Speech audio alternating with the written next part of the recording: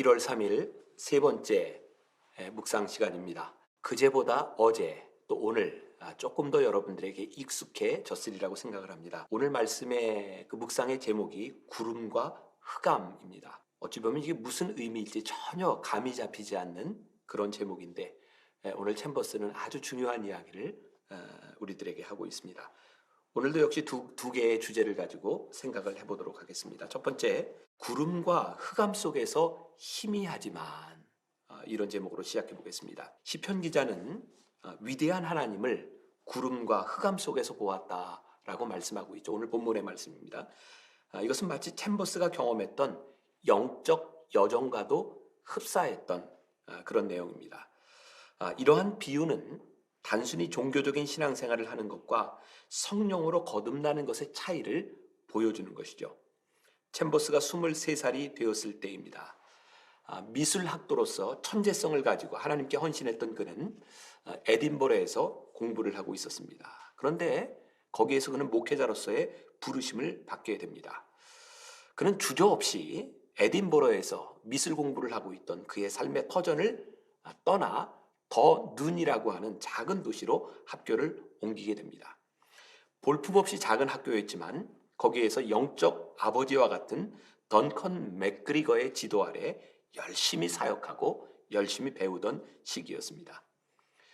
그런데 그의 일기에 보면 참 놀랍게도 이 열심히 살았던 이 시간을 이 땅에서 4년간의 지옥이라고 묘사하고 있습니다. 열심히 사역하고 결과도 많았는데 말이죠. 그는 거기에서 자신이 완전히 무너지는 영적 반응을 경험합니다. 신앙의 열정으로 시작한 곳에서 왜 그런 시간을 보내야 했을까요? 오늘 챔버스의 묵상이 이런 상황을 이해하도록 만들어줍니다. 그의 글을 인용합니다. 예수 그리스도의 가르침을 가까이 대하게 되면 처음에는 마치 흑암과 같습니다. 이때 예수님의 가르침을 이해할 수 있는 유일한 방법은 우리 안에 계신 성령님의 조명을 따르는 것입니다. 예수 그리스도가 하신 일을 깨달음으로 놀라운 환희와 자유함을 맛본 후에는 그분을 깊이 알기 원하지만 정작 그때부터 깊은 흑암이 몰려옵니다. 흥미롭게 보았습니다. 흑암 속에서 우리의 신앙이 출발한다는 그런 내용입니다. 중생하지 못한 우리의 신앙은 아직 온전하게 주님을 이해하지 못합니다. 성령께서 우리 속에 들어오실 때 비로소 깨닫게 되는 것입니다. 그러니 신앙생활에 구름과 흑암이 찾아올 때 너무 염려할 필요가 없다는 말입니다. 그것은 이런 과정을 통해 우리들이 나아가는 것이기 때문입니다. 챔버스가 주의 음성을 분명히 듣고 옮겨갔던 그곳에서 지옥 같은 4년을 보냈다. 어쩌면 오늘 묵상하는 우리들에게도 그런 시간을 지나고 있는 사람이 있을지 모릅니다. 오스왈드 챔버스의 순종에 보면 그의 친구였던 조지 옥서가 챔버스의 삶을 회상하며 남긴 글이 있습니다. 제가 좀 읽어드리겠습니다. 어떤 사람이 주께 온전한 마음으로 기쁘게 드리는 자리까지 이르는 데는 일반적으로 자신만 아는 숨겨진 배경들이 있습니다.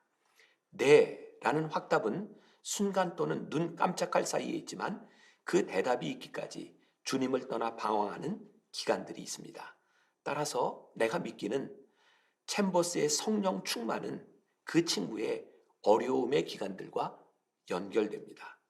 나는 챔버스가 쉽게 하나님께서 원하시는 높은 곳으로 올라갔다고 생각하는 사람들을 위해 이 글을 씁니다.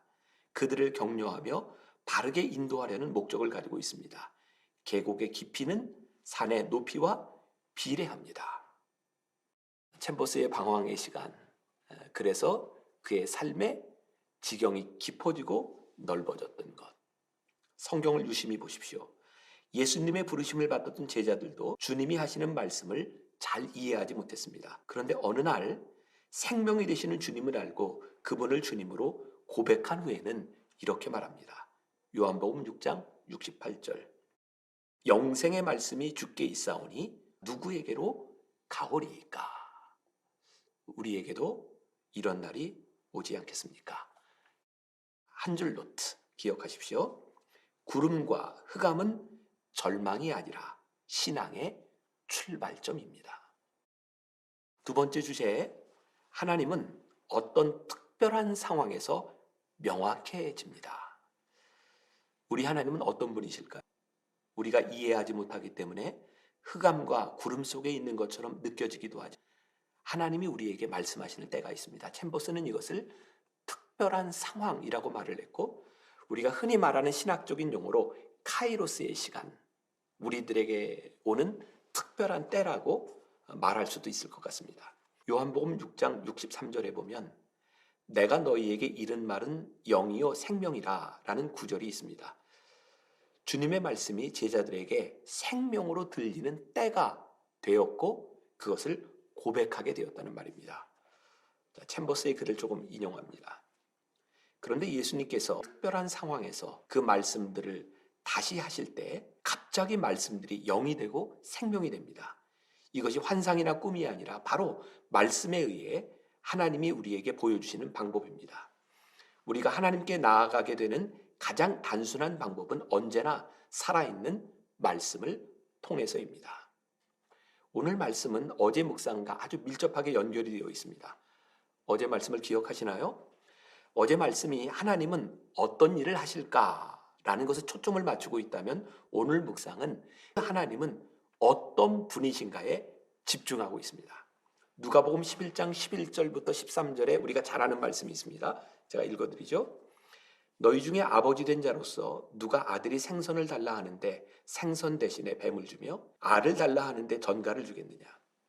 너희가 악할지라도 좋은 것을 자식에게 줄 알 너희 하늘 아버지께서 구하는 자에게 성령을 주시지 않겠느냐 하시니라. 이 하나님이 어떤 분이신지를 깨닫는 순간 우리의 마음에서 흑암이 물러갑니다. 이것은 놀라운 신비입니다.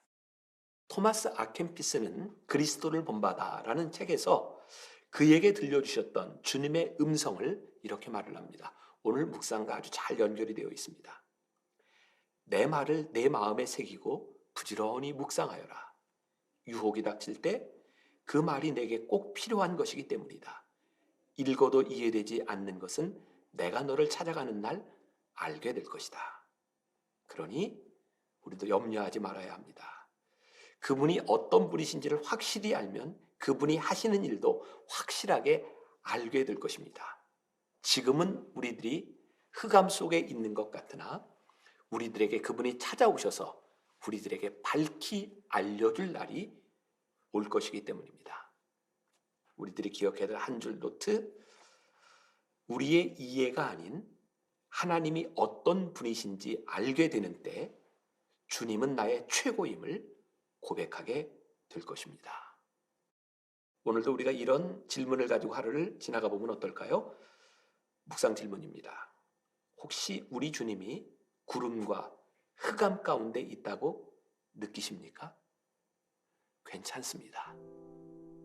짧은 기도로 말씀을 마감합니다.